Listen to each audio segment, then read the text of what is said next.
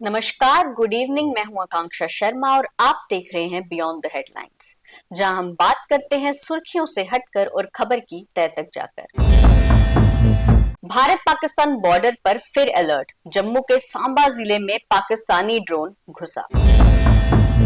पुंछ में search operation के दौरान सेना अधिकारी ने गंवाई अपनी जान। एलजी मनोज सिन्हा ने कहा, हमें सेना पर गर्व है। सेना की नॉर्थ कमांड में एक कार्यक्रम में शामिल हुए थे एलजी।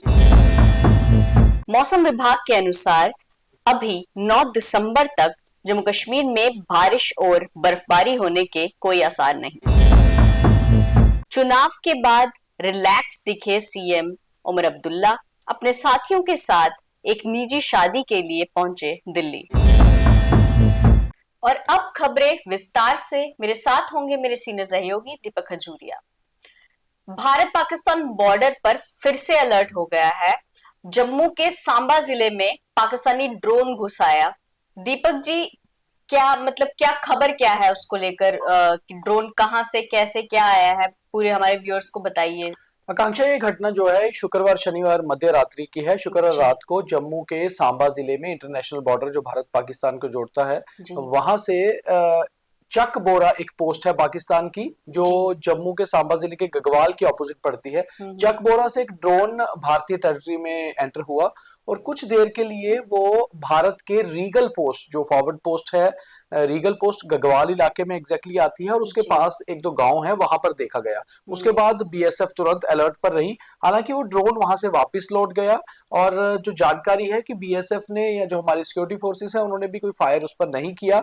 मगर उसके बाद सुबह से ही उस इलाके में अलर्ट भी है और बीएसएफ और जम्मू कश्मीर पुलिस ने एक सर्च ऑपरेशन भी चलाया था, क्योंकि तकरीबन ऐसे मामले जब भी होते हैं पाकिस्तान की ओर से, उसमें देखा जाता है कि ड्रोन से या तो ड्रग्स ड्रॉप किए जाते हैं या वेपन्स ड्रॉप किए जाते हैं। तो कहीं पर कुछ ऐसा ड्रॉपिंग हुई है क्या, इसको लेकर सर्च ऑपरेशन किया गया। मगर शाम तक जब भी हम ये रिकॉर्ड कर रहे हैं प्रोग्राम, अभी तक कोई जानकारी नहीं है कि कुछ मिला हो। मगर फिर भी अलर्ट बनाकर रखी हुई है, खासतौर पर सांबा, गगवाल, हीरानगर, कठुआ, ये जितनी भी बेल्ट है जम्मू कश्मीर में पाकिस्तान के साथ लगते हुए इंटरनेशनल बॉर्डर की, पूरे इलाके में पूरी तरह से अलर्ट है। और उस अलर्ट के बाद लोगों को भी अलर्ट रहने को कहा गया है, क्योंकि इस तरह की हरकत पाकिस्तान जब भी करता है उसके बाद कुछ ना कुछ ड्रॉपिंग की या फिर ऐसी जानकारी होती है कि शायद कई बार आतंकियों के लिए हथियार भी ड्रॉप किए जाते हैं। और वैसे भी जैसे पिछले कुछ दिनों से जम्मू कश्मीर में खास तौर पे अलर्ट था दिल्ली बम ब्लास्ट के बाद, तो अभी भी उस अलर्ट को मेंटेन किया जा रहा है। और खास तौर पे कठुआ से लेकर जम्मू तक जो 198 किलोमीटर लंबी भारत पाकिस्तान सीमा है, वहां पर पूरा का पूरा बीएसएफ ने अलर्ट जो है घोषित किया हुआ है। कहीं ना कहीं पाकिस्तान अभी भी अपनी हरकतों से बाज नहीं आ रहा है। पुंछ में एक सर्च ऑपरेशन चल रहा था, जिसके दौरान एक बड़ा हादसा हो गया। सेना के एक अधिकारी ने अपनी उसमें जान भी गंवा दी। दीपक जी, किस तरह हुआ ये हादसा? क्या क्या रहा उसके पीछे का कारण? ये आकांक्षा एक अनफॉर्चुनेट इंसिडेंट है। बहुत बार ऐसा होता है कि हादसों का शिकार सेना के हमारे जो बहादुर जवान हो जाते हैं, और इससे ये पता लगता है कि कितने मुश्किल परिस्थिति में जो है सेना काम करती है। ये जो सारी घटना है ये पुंछ में हुई, जहां पर एक जूनियर कमीशन ऑफिसर, जिसे जेसीओ कहा जाता है और सूबेदार रैंक के होते हैं, उनकी मृत्यु हो गई। और ये एक सर्च ऑपरेशन जो लॉन्च किया गया था वो सेरी मस्तान एरिया है पुंछ का, जहां पर लाइन ऑफ कंट्रोल के साथ ही लगता है। और रूटीन में लाइन ऑफ कंट्रोल में चाहे रजौरी हो, पुंछ हो, ऐसे सर्च ऑपरेशन सेना करती रहती है, क्योंकि बहुत बार ये जानकारी होती है कि पाकिस्तान की ओर से घुसपैठ का कोई प्रयास हो सकता है या आतंकी घुस के आ सकते हैं। और खास तौर पे जैसे अब सर्दी बड़ी है, तो ऐसे में रात को उस इलाके में फॉग भी होती है, जिसका फायदा उठाते हुए कई बार आतंकी अंदर आ सकते हैं। तो एक सर्च ऑपरेशन लॉन्च किया गया था। सर्च ऑपरेशन में सेना के जेसीओ जो थे, ज्वाइंट कमीशन ऑफिसर, वो लीड कर रहे थे इस सर्च को। और काफी गहरी खाई थी, एक तरफ पहाड़ी थी, वहीं से उनका पांव जो है वो फिसल गया और वो नीचे गहरी खाई में जा गिरे। सेना के प्लाटून नीचे पहुंचे, उन्हें जब वहां से हॉस्पिटल पहुंचाया गया तो ब्रॉड डेड घोषित कर दिया गया। उनकी बॉडी को, उनके शव को लास्ट राइट्स के लिए उनके घर वालों को सौंप दिया गया है। और एक अनफॉर्चुनेट इंसिडेंट ऐसा हो सकता है। ये बेहद दुखद खबर है कि देश ने अपना एक सैनिक खो दिया।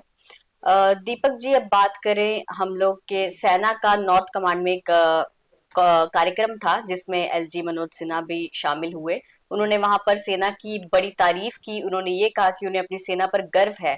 तो इस पर आप क्या कहेंगे? ये बिल्कुल साफ सी बात है। सेना पर हमेशा से हर भारतीय को गर्व है, क्योंकि सेना बहुत ही बेहतर काम कर रही है और शुरू से जी भारतीय सेना बहुत जी एक्टिव रही है। और खास तौर पे हम जो जम्मू कश्मीर के लोग हैं, यहाँ पर तो सेना के बिना आप ये कहें कि सिविलियंस का गुजारा ही नहीं है। जी चाहे वो हिंटरलैंड हो, इनसाइड हो, जी चाहे वो बॉर्डर या लाइन ऑफ कंट्रोल हो, सेना हर जगह एक्टिव रहती है। और लेफ्टिनेंट जी गवर्नर आज नॉर्दर्न कमांड के एक कार्यक्रम में शामिल हो रहे थे उधमपुर में। उन्होंने कहा, I am proud of selfless service and supreme जी sacrifice by Indian Army, the symbol of unity and national integration. जी The Army has contributed in creating a conducive environment for sustainable peace and overall development of J&K UT. तो जी उन्होंने खास तौर पे जो बात कही है बहुत इंपॉर्टेंट बात है। उन्होंने कहा कि जम्मू कश्मीर में चाहे विकास की बात करें, चाहे पीस की बात करें, कि जी शांति या डेवलपमेंट, इन दोनों की बात जब हम करते हैं तो सेना का रोल कहीं भी इग्नोर नहीं किया जा सकता जी और बिल्कुल सेना का बहुत अहम रोल इसमें है। तो जाहिर सी बात है कि ये बयान बिल्कुल जायज भी है, सही भी है। सरकार चाहे किसी की भी रही हो,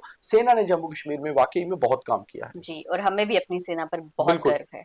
अब बात करें मौसम की, तो मौसम विभाग ने कहा है कि 9 दिसंबर तक अभी जम्मू कश्मीर में बारिश और बर्फबारी नहीं होगी। हम्म। वैसे तो सर्दियां आ चुकी हैं दीपक जी, लेकिन अभी खुलकर जिसे सर्दी कहा जाता है उसको आने में भी समय है।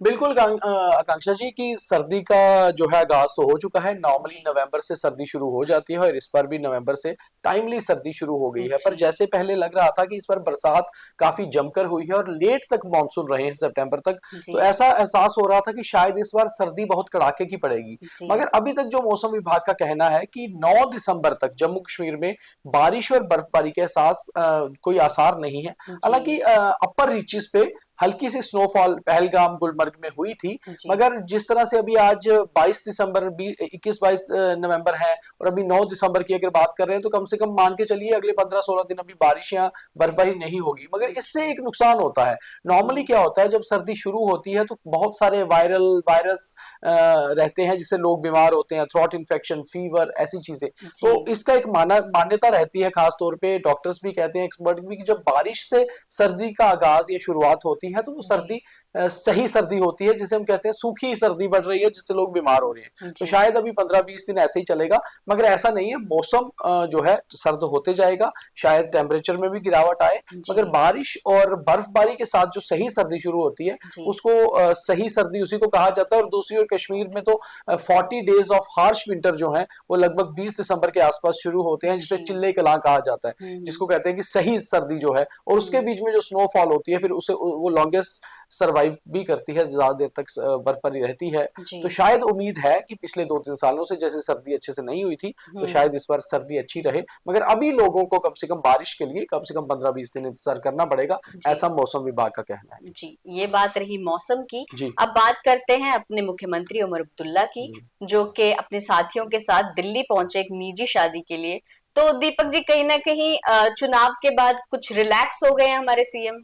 देखो आकांक्षा, चाहे चीफ मिनिस्टर हो, मिनिस्टर्स हो, या जो बड़ी पर्सनैलिटीज होती हैं जिन्हें हम सेलिब्रिटीज कहते हैं, जी कहीं ना कहीं हर आदमी को लाइफ में रिलैक्सेशन तो चाहिए होती है। जी और निजी शादी यानी कि प्राइवेट फंक्शंस में शामिल होना, ये भी जी एक खास बात रहती है। वहाँ लोग अपने दोस्तों के साथ चिल करते हैं, जी अपनी खुशियां बांटते हैं या उनकी खुशियां बांटते हैं। तो ऐसे में मुख्यमंत्री उमर अब्दुल्ला, उप मुख्यमंत्री सुरेंद्र कुमार चौधरी और उमर अब्दुल्ला के जो वो है एडवाइजर है नजीर सुगामी, उनके साथ तनवीर सादिक, उनके एक एमएलए, 5-6 लोग आज दिल्ली में है और दिल्ली में एक निजी शादी में शामिल हो रहे हैं। बहुत जी खूबसूरत तस्वीरें उप मुख्यमंत्री ने और नेशनल कॉन्फ्रेंस के कुछ नेताओं ने शेयर की हैं चीफ जी मिनिस्टर के साथ जी शादी में शामिल होते हुए, और सभी लोग पगड़ी लगाकर बहुत अच्छी जो है सेलिब्रेशन में पार्टिसिपेट कर रहे हैं। तो बेसिकली देखा जाए तो नॉर्मली ये खबरें जो है कुछ अलग होती हैं, मगर ये दिखानी जरूरी है व्यूअर्स को कि जी कम से कम बिल्कुल हर पॉलिटिशियन जब अपने हेक्टिक शेड्यूल में रहता है, क्योंकि पिछले कुछ दिन काफी बिजी रहे हैं, करीबन एक जी महीना।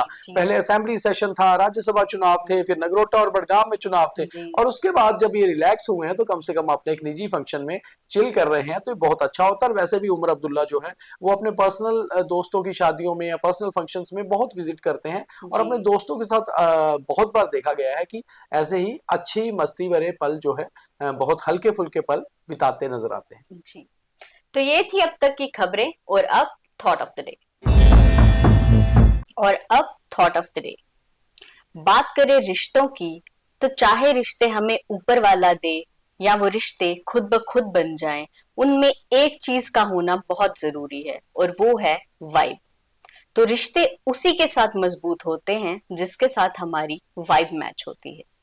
ये था आज का थॉट और आज का BTH। बाकी तमाम खबरों के लिए देखते रहें न्यूज़ रूम 24 आवाज। जय हिंद।